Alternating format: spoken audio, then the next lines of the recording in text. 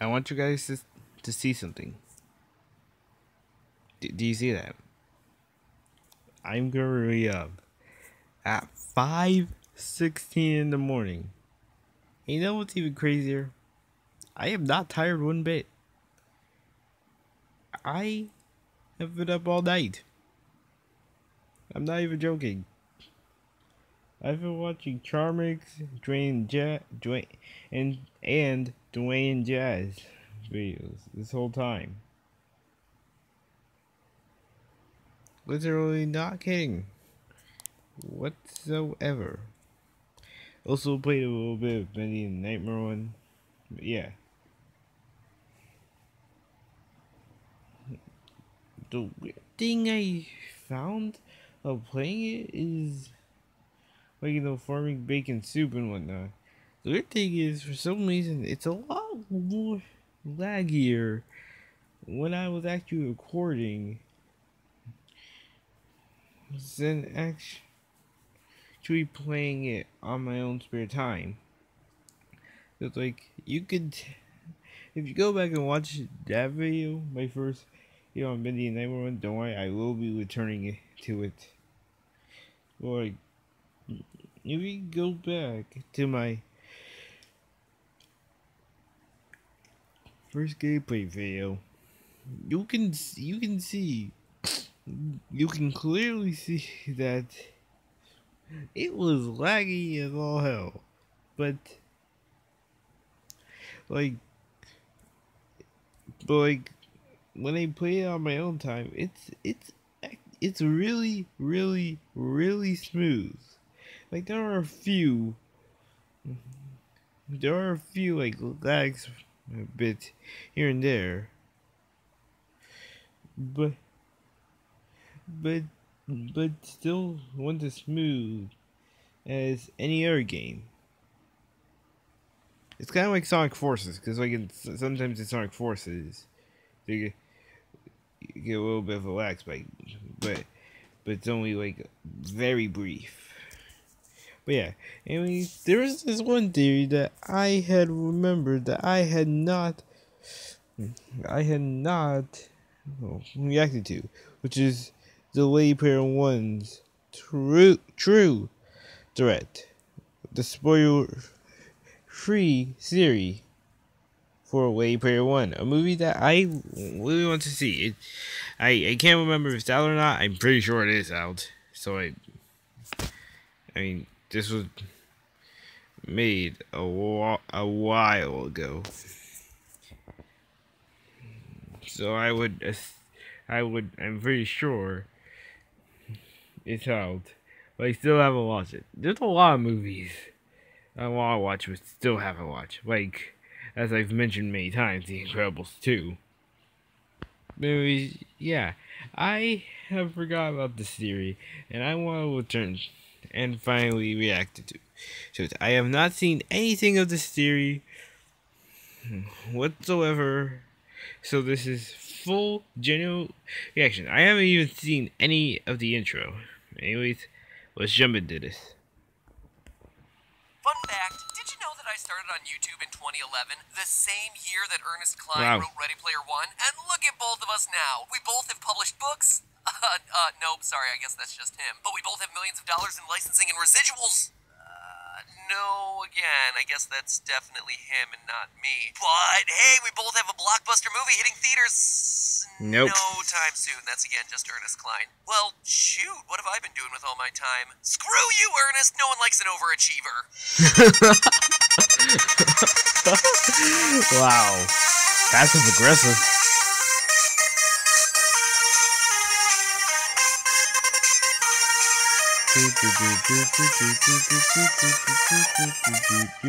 Hello, Internet! Welcome to Film Theory, where, come to think of it, I do have something in common with Ernest Cline. People only care about us because we created properties that ride off of people's nostalgia. Feels good, man. Feels good. Now, as one of the hardest core nerds out there, you'd think I'd be sweating through my tube socks at the idea of Ready Player One. Set in the year 2044, it's a futuristic sci-fi movie about a treasure hunt happening in the most advanced, massive multiplayer... Oh, that I did not know.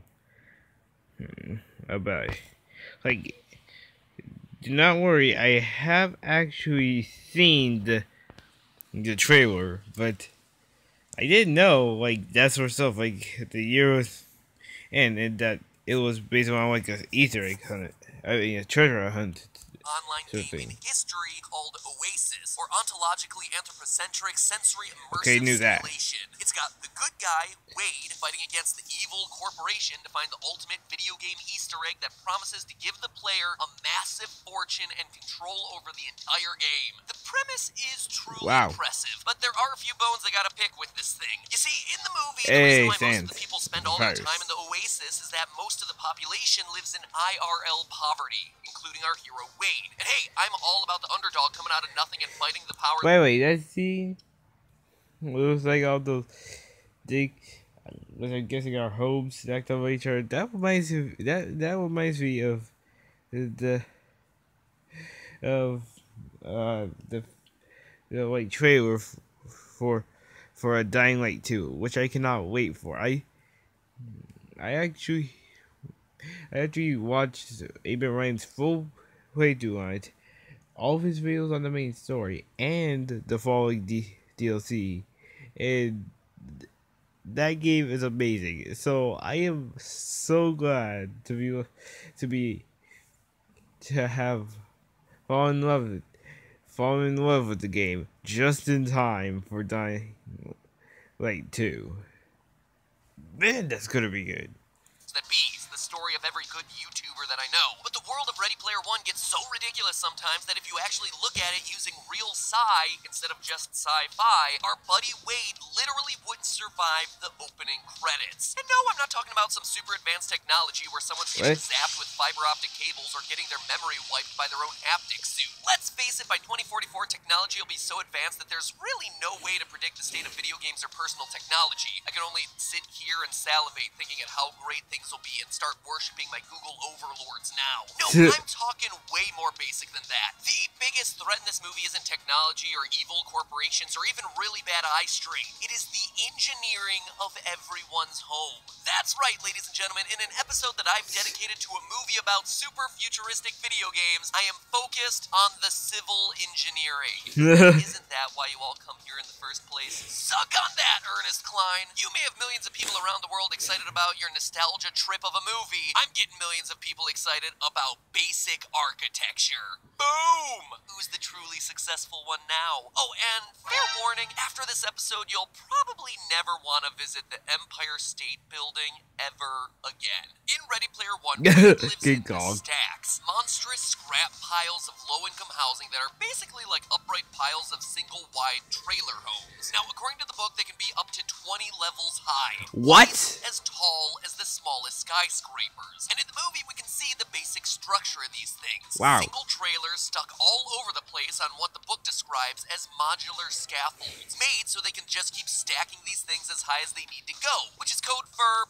yeah, we're not going to be thinking about this ahead of time. As more people move into the area, they're more gonna collapse trailers at some just get point. added to the top. But this creates a major support problem that anyone with a little engineering know-how can immediately see. It's not something that you really have to think about all that often, but turns out that there are some pretty strong reasons why you don't just add on to skyscrapers after they're finished. Your trailer stack doesn't become more efficient, it just becomes a really deadly game of Jenga. Let me explain. Definitely. Starting at the bottom, the stacks are going to have a major problem with the foundation. The bigger and heavier any structure is, the stronger the foundation you need. The foundation for a one-story house might have a depth of only 1 meter, but skyscrapers have foundations that go down 50 meters or more, depending on the soil underneath it. To get a solid base, you sometimes have to go down hundreds of feet to avoid the building sinking into soft spots later on. The Petronas Twin Towers in Kuala Lumpur has the deepest foundation of any skyscraper in the world, ranging from 200 to 374 feet in different places along its base because it's built on soft rock. Why does the building sink? Because of something in civil engineering called compression force, which is the force exerted by the top layers of a building onto the bottom layers. I mean, it totally makes sense. Each layer of a building has to hold up all the layers that get stacked up on top of it. That means that your bottom layers are going to have to be the strongest and most stable since they're the ones holding the most weight. Applying this to the stacks in the movie, already you can start to see the issue with this modular approach. Real buildings calculate how much weight they're going to have to support in advance and build their foundations accordingly. Those are just a modular building like the stacks isn't able to thinking. do that. Every layer that you add on causes the scaffolds and all the mobile homes on lower levels to compress a little bit more, meaning that without a foundation underneath, eventually these stacks are gonna turn into sinks, or just collapse inwardly onto themselves. Hate to be the guy on the bottom. I mean, you could argue that they're overbuilding those bottom layers on the chance that you have to add more layers onto the top later, but then you're just wasting a lot of money and resources, which, have you seen these things? The whole point of the stacks is to save on money and resources. Another alternative is that, yes, the stacks might not have foundations, but you don't have to build deep if you build wide. Think of the pyramids, or I should say the pyramids after they figured out that they needed to pay attention to things like compression force. You want to see what version 1.0 of the pyramids looked like? Well, here's the bent pyramid. It's a weird one, right? Not a whole lot of historical fictions focused on the beauty of the bent pyramid. Now, I've been to Cairo and seen this thing, which is just as bizarre looking in person. There are a few theories on why this pyramid is the derpy outcast of the Egyptian landscape, but when you discount the crazy theories like aliens, you're left with the exact problem we're talking about here in Ready Player One. In the case of the bent pyramid, the bottom layers are made of limestone, which is a relatively soft stone that expands and contracts with moisture. When the early Egyptians started building this literal prototype of what pyramids would become, the slope on the sides was too steep. It created too much compressive force on the lower levels as the structure got higher, causing the limestone to crush down. The builders responded by changing their angles midway up the pyramid to lessen the pressure on the structure to avoid those stones compressing and warping over time. So a wide and flat foundation is an option, but it can only happen in places where you're not having to account for weather. The only places that you find this sort of construction today is in warmer weather climates like California and Arizona. In colder climates that hit freezing temperatures every winter, the ground is going to freeze and thaw, expand and contract, which means it's going to crack any shallow foundations made of anything like concrete. And at this point, it seems worth mentioning that Ready Player One takes place in Columbus, Ohio, which gets 22 inches of snow per year and makes this kind of foundation a big ol' no-no. But if this whole my trailer stack is sinking into the frozen Ohio ground isn't enough, we've actually got bigger problems to attend to here.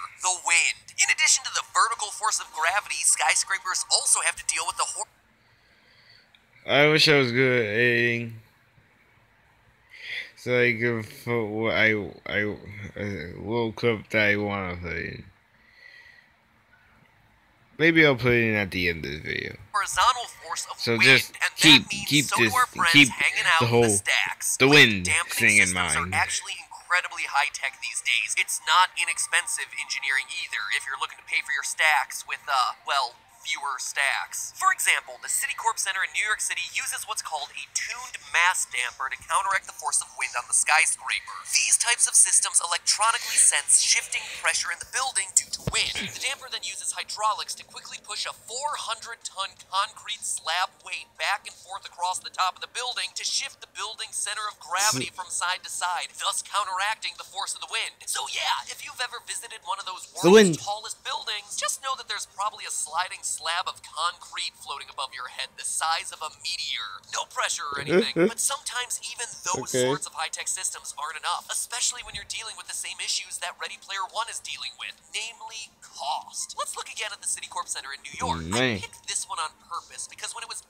actually built with one of the most dangerous design flaws in history. Apologies to anyone who's working there right now and using their lunch break to watch this video. To save money, the building wasn't initially constructed using the maximum number of reinforced joints possible, and they weren't making it out of the highest possible quality of steel, going back to the idea that better materials have higher compression forces. Well, that's not good already. If the wind blew on the building at a diagonal, any hurricane force winds of 74 miles per hour hitting New York could bring the entire building down, crashing it down onto all the other buildings in the area. Those sorts of winds hit New York about once every 50 years, so obviously a bit of a massive problem. And so to save face, the architect worked in secret with city crew to have all the bolts in the building reinforced at night, with crews only working after hours, and they managed to fix it right before hurricane season started. The story didn't surface to the public for over 20 years. So yeah, this is not just a movie problem. There have been some pretty high-profile engineering oopsie moments that could have come close to costing hundreds of thousands of lives around the world, with the powers that be sometimes working behind the scenes to cover that sort of stuff up. Now, of course, the stacks in Ready Player One have no sophisticated computer systems counteracting the effects of wind like this. All of their sophisticated tech is dedicated to entertaining the masses. But no matter how immersive that virtual reality simulation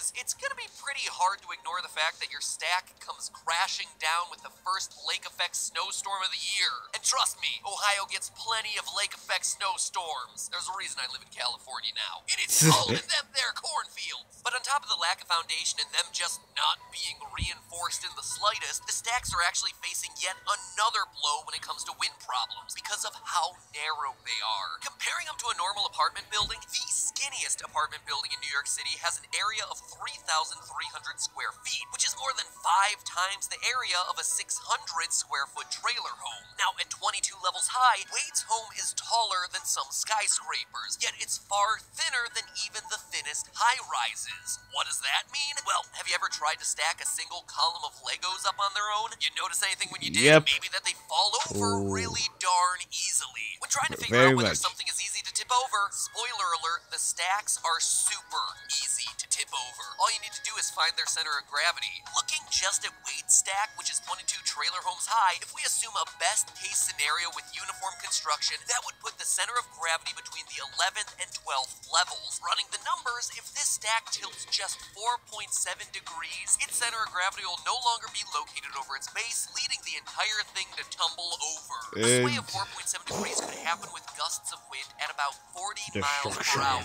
Maybe even less if you remember that the building also has no support systems and no foundation. Now, considering Ohio's average wind speed sits around 18 miles per hour, the stacks are going to be in a perpetual state of leaning. It's also worth mentioning that since 1950, more than 1,000 tornadoes have touched down in Ohio. Ohio is no stranger to high-speed winds sweeping down the plains. So basically, long story short, anyone breathing on the stacks too hard means it's game over for Wade. But okay, the stacks are violating some of the basic principles of civil engineering, and they're absurdly unsafe. So what, I hear you saying? Of course they're unsafe. This is a dystopia. They don't exactly have safety in mind when they're building these low-income slums. Wade even describes the domino-like effect when a stack collapses. And in the trailer, we actually see a stack completely obliterated by what seems like a relatively small explosion. These buildings weren't designed to be strong or protect lives. They were designed to be cheap. So stop being nitpicky of Ernest Cline, Mad Pat. You're just jealous that another nerd is more popular than you. But here's the biggest problem with the stacks, you see. They're not cheap either. And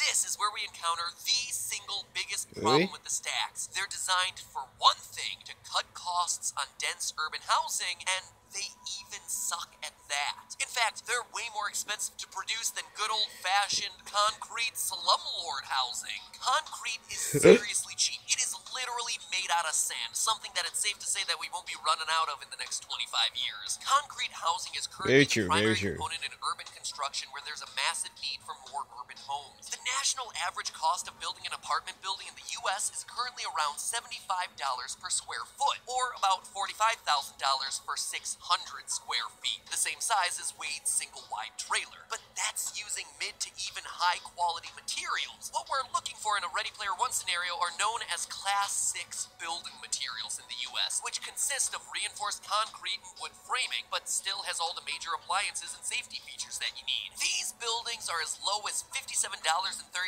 per square foot, or $34,434 for our 600 square foot home. By contrast, a new single-wide mobile home costs about $40,000, and that jumps up to $75,000 if you're talking about a double-wide. Wow. And that is just the trailer. That's not also the cost of getting it all the way to the top of the nearest stack, building extra scaffolding around it, or extending the wires and cables into the air so that the residents can get their daily dose of oasis, or the costs of rebuilding these things when catastrophic failures occur. Remember, Wade in the book specifically mentions multiple instances of domino collapses, and if if you're still on the fence about it, remember that building codes and inspections are all factored into the current cost of apartment buildings in the US. So if they're willing to just skip that step in Ready Player One, which it seems like they're gonna have no problem doing, you can look at seriously slashing prices on whatever housing you're using in the movie. Oh, and in the process, by building just normal apartment buildings, they would be saving hundreds of lives in the process. But whatever, it's not like those cost anything. So when you go out and see Ready Player One, appreciate the cool technology, dream of the futuristic MMORPGs, but shake your head knowing that the most unbelievable and unbelievably deadly part of this fictional reality is literally the house it takes place in. But hey, that's just a theory. A film theory. And cut. That was actually kind of interesting. So yeah, nobody's dying for whatever isn't. No video game characters are going to come to life like in Pixels. By the way, Pixels was a great movie. I have seen it and it was just amazing. And murder people? Nope. The houses are going to kill everybody. Hey. Yeah, I hope you enjoyed this video. Of course, you go and subscribe to the Film Series. Like you enjoyed, subscribe if you're new. See you guys next time. But not before I play the thing I was talking about before when Matt Pat said the wind. So air me include that.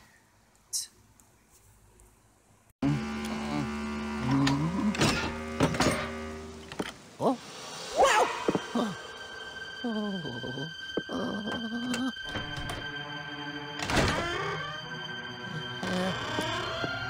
Hello?